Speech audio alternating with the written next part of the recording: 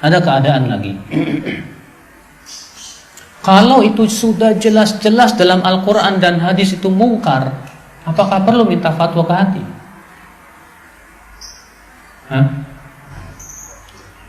Kalau sudah jelas-jelas ya dalam Al-Quran dan hadis itu mungkar, perlu nggak minta fatwa ke hati? Tidak perlu lagi.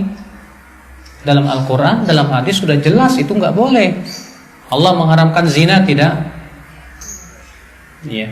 Walaupun bapak ketika sedang berzina tenang-tenang aja, gara-gara biasa sudah berzina, sudah biasa berzina, maksudnya begitu, maka ini tidak menunjukkan bahwa itu adalah kebenaran.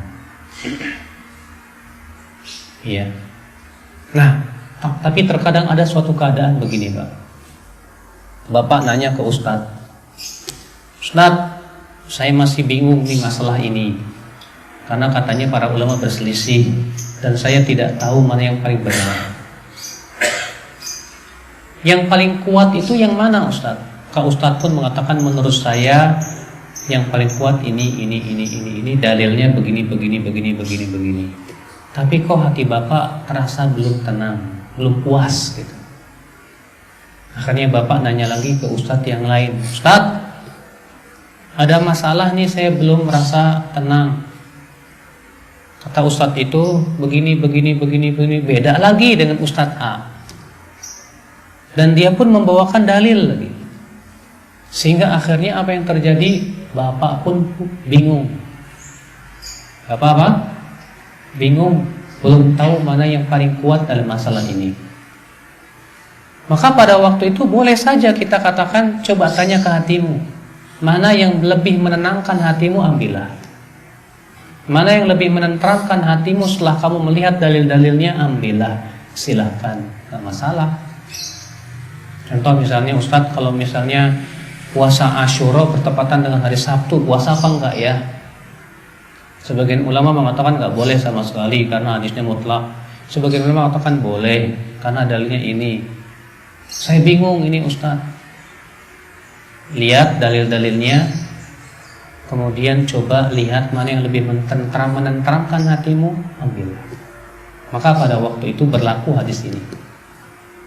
Hadis seperti ini berlaku. Ya.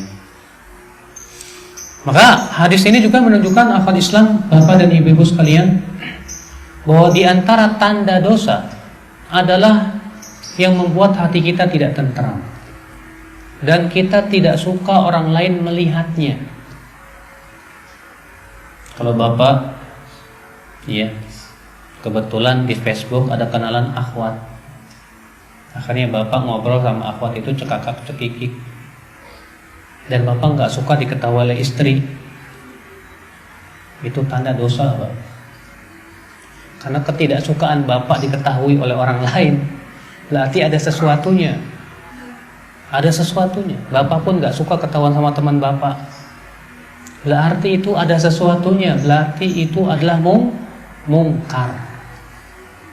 Tapi kan Ustadz, kalau saya ngobrol sama istri kedua, kebetulan istri nggak tahu, nggak mau diketahui sama istri, apa dosa? Ya enggak, karena itu sudah dihalalkan oleh Allah.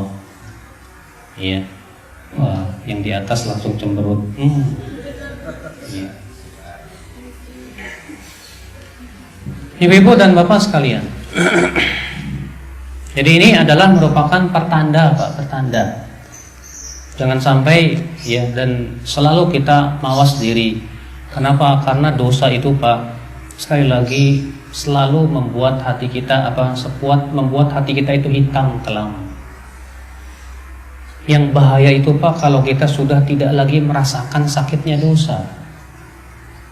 Bapak tahu mayat kalau dicacak-cacak, ya, ditusuk-tusuk, dia sudah tidak merasakan apa? Sakitnya tusukan. Demikian pula hati kalau sudah terbiasa dengan maksiat, mati rasa. Sehingga ketika mati rasa, tidak lagi merasakan sakitnya maksiat. Beda dengan orang yang hatinya bening, tidak terbiasa melakukan maksiat. Ketika dia melakukan maksiat, aduh, ya, rasanya nggak tenang hidupnya, nggak tentram, Masya Allah, nggak enak hidupnya. Berarti dia masih merasakan maksiat yang ada di dalam hatinya tersebut. Ikhwatul Islam, azakumullah. Dan itu adalah merupakan pengaruh keimanan, Pak. Di mana adanya keimanan di hati kita itu menjadi bukti ataupun menjadi sesuatu yang menguatkan bahwa sesuatu ini maksiat atau tidak. Ya, alhamdulillah.